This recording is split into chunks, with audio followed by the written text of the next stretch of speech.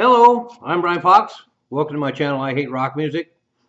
And oh goody, I'm doing another in my series of I Still Dream About Great Lost Rock Albums. And in this case, it's an amazing power trio with Mitch Mitchell, Jack Bruce, and Larry Coryell. And we have a couple of live shows. There's one at the Fillmore in the US, there's one from Nice in France. And a lot of the shows they're joined by Mike Mandel on keyboards. And so this was a serious band. They played in 1970 and 1971. I'm a little taken aback that Mitch Mitchell jumped into this band pretty quick after the death of Hendrix. And I find it really interesting that Jack Bruce and Mitch Mitchell hooked up. Kind of makes sense. Of course, Cream was over. Hendrix experience was over. Those guys were definitely very familiar with each other. And then the American guitar player Larry Coryell.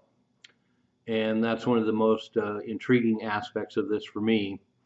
Larry Coryell in 1969 was already a monster. And makes me wonder if Hendrix and Larry Coryell ever bumped into each other. There's a early Larry Coryell album, Live at the Village Vanguard, that's from 1969. Hendrix was still alive, and Hendrix was always hanging out down the village. And I'd be really curious what he thought of Larry Coryell. I'm sure he would have been impressed with Larry Coryell. Larry Coryell is certainly a renowned jazz guitar player, but what's really pulls me in is listening to the first two or three Larry Coryell albums, particularly the one Village Vanguard, where he plays in a trio setting, and it's definitely has some jazz inflection, but it's definitely rock playing, and he's an astonishing player. He was an astonishing player in 1969. So the fact that he hooked up with Mitch Mitchell and Jack Bruce just really sounds like magic to me. And we know about all these players. Of course, Larry Coryell ended up doing some playing with Miles Davis. There's a couple of unreleased things that are posted now. And so Larry Coryell was another one of those guitar players that Miles Davis was looking to fill that void after his projected project with Jimi Hendrix fell through, and he went through a number of guitar players, and it's pretty cool that he ended up using Larry Coryell. That would have been really cool. I would have loved to have heard Miles Davis do a bunch of stuff with Larry Coryell. And then Jack Bruce, of course, was also involved in the Tony Williams lifetime. And so he ended up hooking up with McLaughlin and Larry Young, and in this band, Tony Williams lifetime. And Jack Bruce is on their second album, and that gives us another glimpse of what Jack Bruce could do in a jazz rock setting. And for me, the idea of a power trio with Larry Coryell, Mitch Mitchell, and Jack Bruce really just sounds like magic. Of course, they've got a built-in incredible singer, Jack Bruce.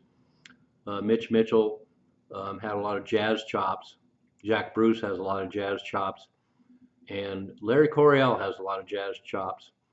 And if you look at Larry Coryell's trajectory, not only does he do a lot of pretty cool rock playing on his early records, but by 1970-71, he was already pushing forward with the 11th House idea.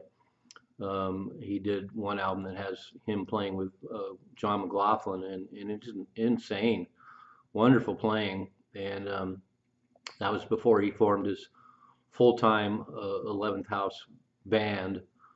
And so this whole idea of this trio with Coryell, Bruce, and Mitchell really sounds wonderful to me. And to put it in a nutshell, it basically would be Cream as if they were a jazz band, because Eric Clapton, of course, was a rock blues player, and we don't really have too many examples of him playing jazz. And Ginger Baker moved into Afro rhythms was a very capable player, and as we see from some of his later work, he did some work with Bill Frisell, for example.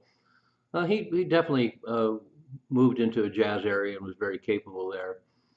But the Coryell, Bruce, Mitchell trio all are very capable and documented great jazz players. And Larry Coryell is just an astonishing guitar player.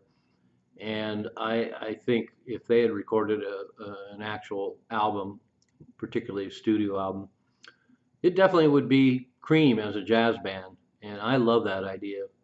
So I really lament the fact that we have these live recordings. It's unfortunate they're not that good of quality, which is kind of surprising. You'd think with Mitch Mitchell and Jack Bruce in it that they would have done radio shows or somebody would have professionally recorded them. They're obviously very well-known players, and particularly in 1970 and 71, there was full capability to record them. But we do have these live recordings, and they're pretty interesting. So what I'll do is I'm going to post the live recordings below. We get a glimpse of what they could do, and they pretty much bear out that in some respects they were Cream as a jazz band. Jack Bruce does some vocals on a lot of the work. I don't think they need the keyboard player. I think that would have muddied the waters. And then I'm going to post a bunch of stuff below from early Larry Coryell that show just exactly how amazing a player he is and was at that time.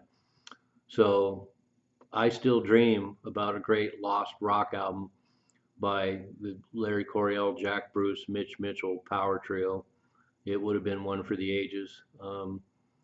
So I'll just have to compensate with these crappy live recordings, but at least it shows what a great band they were and could have been, and I wish they had more documents left behind. So I would have to be able to stop dreaming about what could have been. I'm Brian Fox. Thanks for watching I Hate Rock Music.